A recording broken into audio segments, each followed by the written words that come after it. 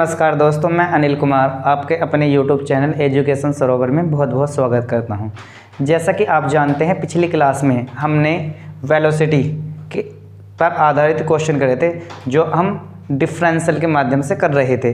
आज हम डिस्प्लेसमेंट के क्वेश्चन करेंगे जो हम इंटीग्रेशन के माध्यम से सीखेंगे। ठीक है, तो मैंने ये बताया था कि वेलोसिटी जो होती है, वेलोसिटी यानी इसे प्रेजेंट करते हैं v से और इक्वल टू होते D X upon D T. और डी एक्स क्या होता यानी डिस्प्लेसमेंट चेंज, यानी कैसा चेंज, स्मॉल चेंज। और डी टी क्या होता टाइम का इंटरवल, कैसा, स्मॉल टाइम इंटरवल, और टेंस टू जीरो। अगर मैं इसे सही D X upon D T, तो डी एक्स इक्वल टू क्या हो जाएगा वी डी टी। तो एक्स इक्वल टू क्या आएगा integration of respect to D T, किसका, वी का। तो अगर मैं इस पे बेस आज को क्वेश्चन कराता हूँ, आज किस प्रकार से इस पे बेस क्वेश्चन आते हैं। ठीक है, तो मैं कहता हूँ कि अगर कोई पार्टिकल हैव वेलोसिटी दी हुई है उसकी v equal to 2t plus 1 upon T दी हुई है। ठीक है ना, तो then find out the displacement between 2 and 3 second. कहने का मतलब मेरा यह है, आपकी वेलोसिटी की पोजीशन दी हुई है और आपको डिस्प्लेसमेंट फाइंड आउट करना 2 और 3 के बीच कितना होगा। ठीक है, तो हम क्या करते हैं कि हम जानते हैं कि v इक्वल टू होता आपका 2t प्लस 1 अपॉन टी होता। ठीक है, और x इक्वल टू क्या बताया था मैंने, इंटीग्रेशन कितना होता v dt। और आपकी जो लिमिट्स हैं कितनी है, 2 से 3 दी हुई है, ये बात आप जानते हैं, 2 से 3। तो अगर मैं इसे v की वैल्यू रखता हूँ तो v क्या होगा, तो x इक्वल टू कितना होगा इंटीग्रेशन 2 से 3 2t प्लस 1 अपॉन टी होगा। तो इंटीग्रेशन का तरीका क्या होता है, हम जानते हैं कि अगर किसी की पावर t की पावर n है तो उसका क्या मतलब t n plus 1 upon n plus 1 होगा। कितना होगा, t n plus 1 upon n plus 1। तो कितना होगा, यहाँ पावर कितनी है, t की पावर 1 है तो टी 1 प्लस 1 अपॉन 1 प्लस 1। ठीक, और लिमिट कितनी है इसके, 2 से 3 प्लस ये 1 अपॉन टी का इंटीग्रेशन क्या होता है, लॉग टी। क्या होता, लॉग टी।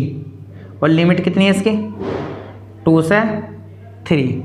तो अगर हम इसकी लिमिट रखें, और लिमिट रखने का तरीका मैंने क्या आपको क्या बताया था, लिमिट रखने का तरीका आपको मैंने बताया था, लिमिट अगर कोई फंक्शन आपका a से b है तो लिमिट कैसे रखेंगे, पहला upper limit minus lower limit. ठीक है, इस प्रकार से रखेंगे। तो इसकी अपर लिमिट कितनी है, 3 है, इसकी अपर लिमिट कितनी है 3, दोनों की 3 है, और इसकी अपर लिमिट लोअर लिमिट कितनी है 2 और इसकी भी 2। तो कैसे, किस प्रकार से रखेंगे,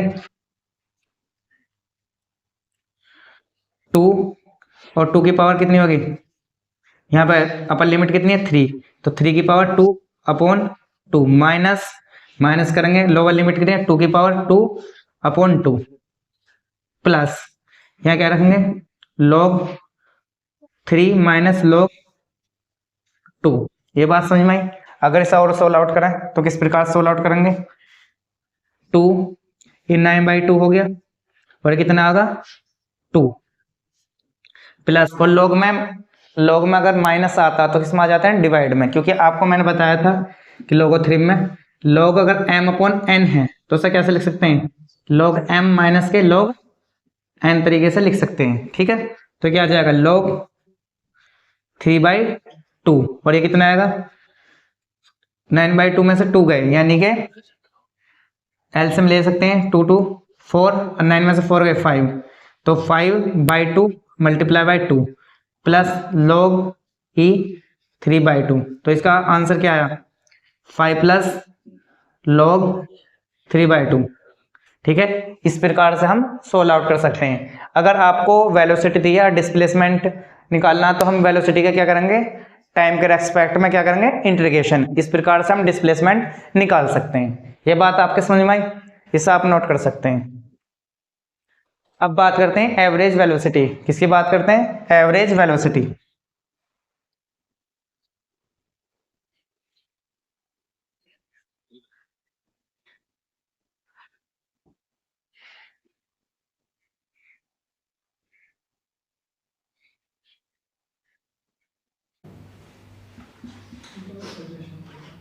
एवरेज वेलोसिटी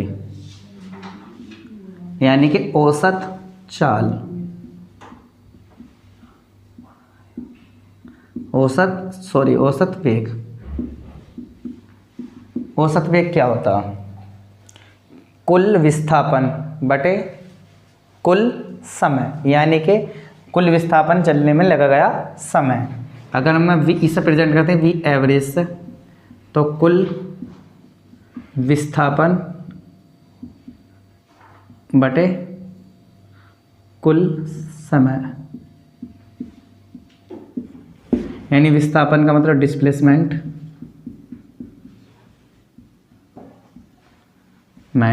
और ये क्या होगा आपका टाइम। इस सब में एग्जाम्पल से और आर्टिकल के माध्यम से समझते हैं। देखो अगर हम बात करें ए पोजीशन, ये है आपकी ए, ये आपके कह सकते हैं इसे बी, और इसे कह सकते हैं सी डैट डैट डैश। और यहाँ से यहाँ तक चलने में इसका डिस्प्लेसमेंट कितना हुआ? x1। कितना हुआ? x1। और यहाँ से यहाँ तक चलने में x2, और यहाँ that that dash xn।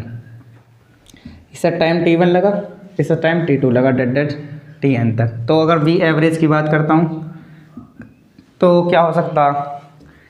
x1 plus x2 that that dash xn, t1 plus t2 plus t3। ये बात समझ में आई आपके? ठीक है, इसे आप नोट कर सकते हैं। अब इसके हमारे पास 3 केस है। 3 केस कौन से? एक बार तो हम डिस्प्लेसमेंट इक्वल रखेंगे, एक बार टाइम, और एक बार हम स्पीड यानी वेलोसिटी। ठीक है, इसे आप नोट कर लीजिए। तो हम केस फर्स्ट की बात करेंगे। केस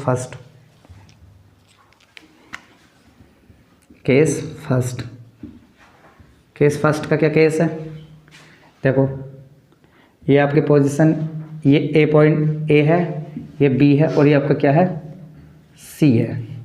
तो यहाँ पे इसकी वेलोसिटी कितनी है? v1 है, और यहाँ वेलोसिटी कितनी है इसकी? v2। और इसका टाइम कितना लगा? t1, और यहाँ टाइम कितना लगा? t2। अब बात कर रहे हैं किसकी? एवरेज वेलोसिटी की। तो हम जानते हैं एवरेज वेलोसिटी, तो सबसे पहले हम बात कर रहे हैं डिस्प्लेसमेंट। तो डिस्प्लेसमेंट क्या होगा? डिस्प्लेसमेंट यानी x1 इक्वल टू क्या होगा? यानी वेलोसिटी मल्टीप्लाई टाइम, यानी v1 मल्टीप्लाई t1। तो x1 इक्वल टू कितना होगा? v1 multiply t1। इसी प्रकार से s2 कितना होगा? v2 multiply t2। ठीक है, तो टोटल डिस्प्लेसमेंट कितना होगा? v एवरेज, तो कितना होगा? x1 plus x2 upon t1 plus t2। तो कितना होगा? x1 की वैल्यू कितनी है? v1 multiply t1 plus v2 multiply t2 upon t1 plus t2। ये बात समझ में आई? अगर इन दोनों का समय इक्वल हो, यानी t1 इक्वल टू t2 और बराबर किसके हो? t के, तो जब क्या होगा?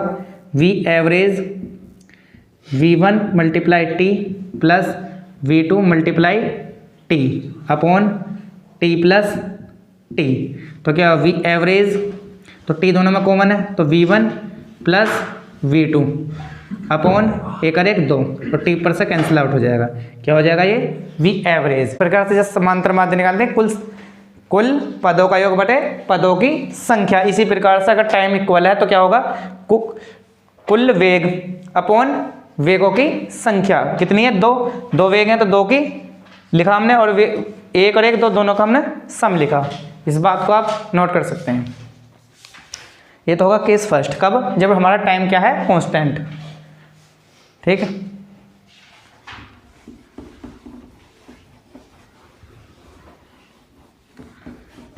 केस सेकंड जब डिस्टेंस यानी कि x1 यानी displacement x1 equal to x2 बराबर किसके हो, x के, तो ये क्या होगा x और ये क्या होगा, ये भी आपका x होगा और ये कितना होगा, ये होगा आपकी, इसकी वेलोसिटी v1 है, इसकी वेलोसिटी कितनी है आपकी v2 है। ठीक है ना, इस प्रकार से कर सकते हैं। देखो हम क्या जानते हैं, v एवरेज इक्वल टू क्या होता, टोटल डिस्प्लेसमेंट यानी x प्लस एक्स बटे t1 प्लस t2। तो t1 क्या होगा आपका, t1 होगा आपका डिस्प्लेसमेंट ऑफ v1, इसी प्रकार t2 इक्वल टू क्या होगा x अपॉन v2। तो इस वैल्यू को हम यहाँ रख सकते हैं, v एवरेज कितना होगा x, 2x हो गया और ये होगा x upon v1 plus x upon v2। तो v एवरेज क्या होगा 2x अपॉन x कॉमन ले लेते हैं तो क्या होगा v1 1 अपॉन v2, ये कैंसिल आउट हुआ। तो v एवरेज क्या होगा आपका 2 अपॉन, अगर मैं इनका एलसीएम लें तो v1 v2 और ये कितना हो जाएगा v1 प्लस v2। तो क्या, तो v average equal to 2 v1 v2 upon v1 plus v2। कब केस है, जब आपकी डिस्टेंस इक्वल हो, कब हो, डिस्टेंस इक्वल हो।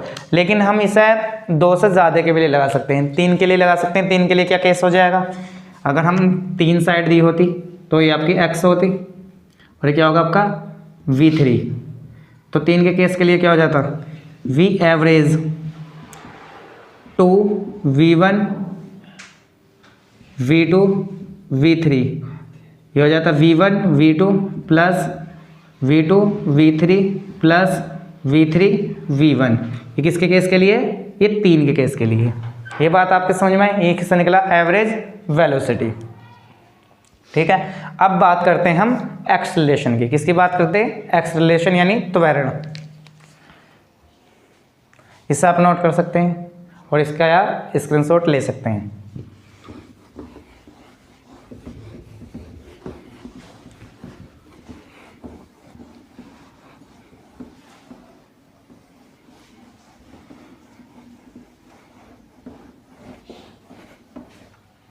एक्सेलरेशन यानी त्वरण।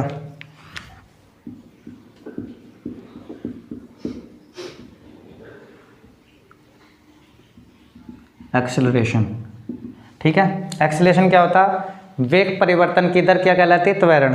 The rate of the velocity change is called acceleration, यानी कि वेग परिवर्तन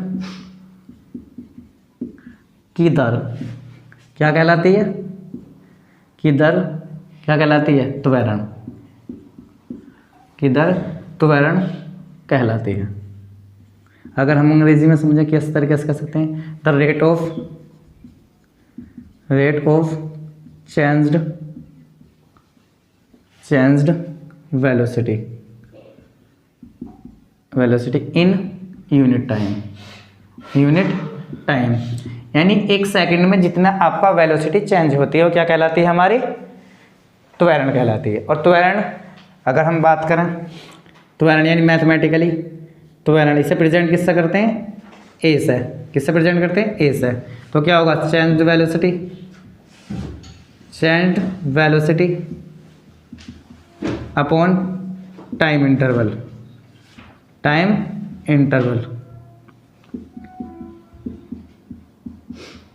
ठीक है, किसे होगा, टाइम इंटरवल। देखते हैं किस तरीके से करते हैं।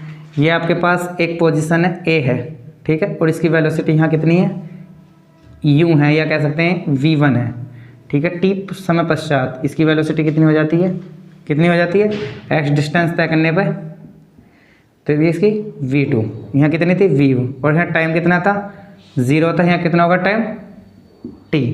तो किस तरीके से निकालते हैं हम इससे, तो v2 माइनस के v1 अपॉन t2 माइनस के t1, ये आपका t1 था और ये आपका क्या है t2, ठीक है।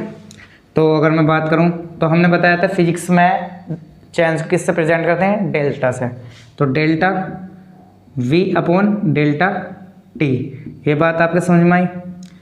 और अगर हमारा चेंज क्या हो, स्मॉल टाइम के लिए हो, बहुत ही स्मॉल यानी एक सूक्ष्म इनफाइनाइट सी बल के लिए हो, तो यानी डेल्टा टी टेंस टू 0 के हो, तो एक्सेलरेशन क्या हो जाएगा आपका, limit delta T tends to 0 delta V upon delta T.